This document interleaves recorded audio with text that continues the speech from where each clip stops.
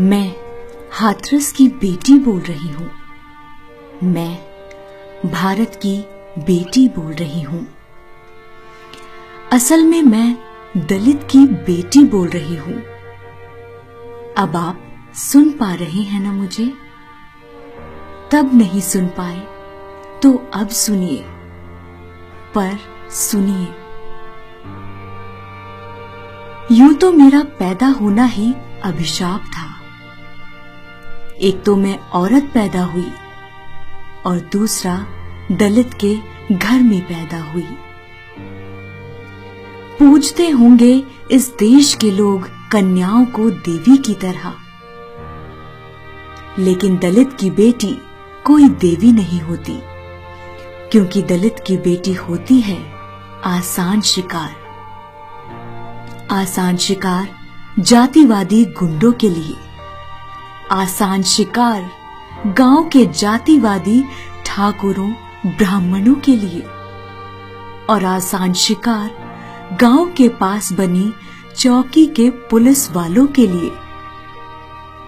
तभी तो जब लोग बिस्तर से अंगड़ाई ले रहे थे, मेरी हड्डियां तोड़ी जा रही थी।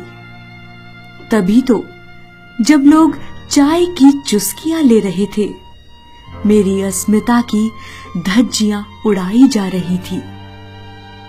तभी तो जब सीएम सुबह अफसरों की ब्रीफिंग कर रहे थे, मेरी जीभ काटी जा रही थी। दलित की बेटी आसान शिकार है, इसीलिए तो मुझे बाजरे के खेत में रौंद डाला। मेरी चीख उनके जालिम हाथों तले दबकर रह गई। मेरी छटपटाहट उन वहशियों को ढकेल न पाई। मेरी सिसकियां किसी से कुछ कह न पाई। क्या आप महसूस कर सकते हैं उस दर्द को, उस पीड़ा को, उस हैवानियत को? अगर कर सकते हैं तो प्लीज महसूस करिए, क्योंकि एक दलित की बेटी का दर्द आपको समझना होगा। आपको समझना होगा मैं कैसे चंदपा थाने की जमीन पर बेसुध पड़ी थी। आपको समझना होगा कैसे वर्दी वाले मेरा मखौल बना रहे थे। आपको समझना होगा कैसे मेरा परिवार मदद के लिए बिलख रहा था। आपको ये भी समझना होगा कि अस्पताल में मेरे साथ क्या हुआ। आपको ये भी समझना होगा क्यों मुझे समय पर ऑक्सीजन तक नहीं दिया गया। आपको ये भी समझना होगा क्यों मेरा मेडिकल तक ढंग से नहीं हुआ।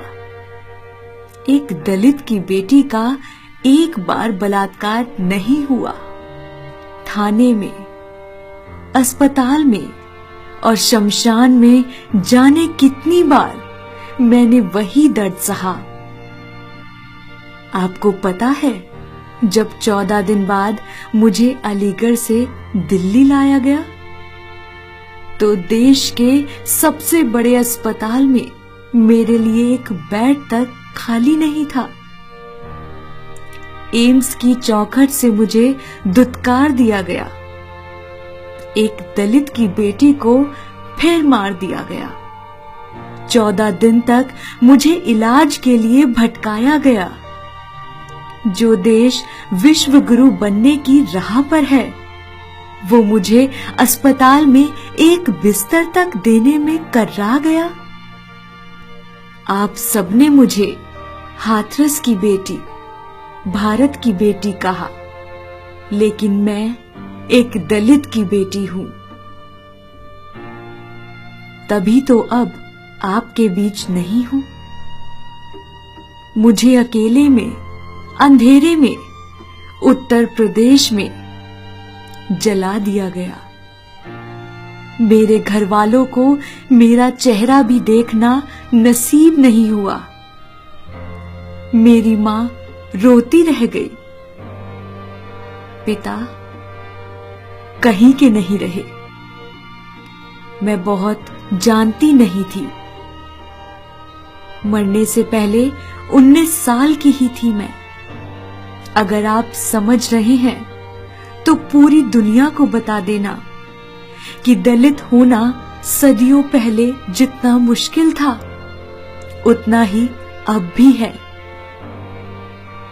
झूठ है, फरेब है ये कि अब लोग जातियों को लेकर बटे नहीं हैं। जिसे यकीन ना हो उसे वो वीडियो दिखा देना जिसमें जातिवादी गुंडे दशहरे पर मेरे परिवार को फूंक देने की धमकी दे रहे हैं। जातियों का ऐसा बंटवारा और कहीं नहीं मिलेगा। मेरे जाने के बाद जो भी मेरे घर गए थे, क्या उन्होंने मेरे घर का पानी पिया था? जब मैं जिंदा थी तो शर्मिंदा थी, एक लड़की होने पर, दलित होने पर, नोचे जाने पर। अब मर गई हूं तो मुद्दा बन गई हूं, झूठी तक कहीं जा रही हूं। मुझसे पूछा जा रहा है मैं बाजरे के खेत में क्या करने गई थी। मेरे लिए कहां भारत के लोग इंडिया गेट आएंगे? क्यों ही मेरे लिए मीडिया सत्ता से सवाल पूछेगी कि ऐसे कैसे वो मर गई? मर गई, लेकिन ऐसे कैसे उसे जला दिया गया? मेरे पिता, मेरे पिता के पिता और उनके पिता अपने पैदा होने के साथ ही अपमान, अन्याय, छुआछूत, असमानता, उपेक्षा झेलते रहे। और जैसे कोई गुण या बीमारी वंशानुगत होती है, वैसे ही अपमान, अन्याय, छुआछूत, असमानता, उपेक्षा मेरे जन्म के बाद मुझ तक भी पहुंची, एक कदम और क्रूर होकर। मेरे पिता को वो ठाकुर जो उन्हें गाली देकर ही बुलाता था, और पिता के पिता को ठाकुर का पिता भंगी चूड़ा कहकर बुलाता था।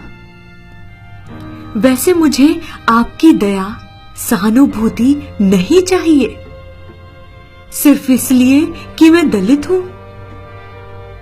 मैं भी उसी हाड़ मांस का इंसान थी जिस हाड़ मांस के आप हैं, लेकिन मेरी राख अब खेतों में पड़ी है, उन्हीं खेतों में जहां मुझे मिट्टी में मिला दिया गया था।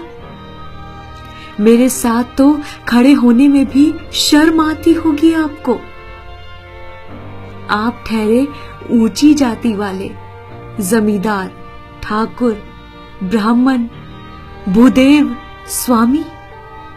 वैसे याद आता है द्रोणाचार्य मुझे, जो किताब में पढ़ा था मैंने। जिस गांव की गलियों में मेरा बचपन जाति के दंश को देखते हुए बीता, आज उसी गांव के जातिवादी गुंडे मेरे गुनहगारों के साथ खड़े हैं। सत्ता, सिस्टम और ब्राह्मणवाद का घिनौना गठजोड़ गलबहियां कर रहा है। लेकिन याद रखना, फूलन भी दलित की बेटी थी और मैं भी दलित की बेटी हूं।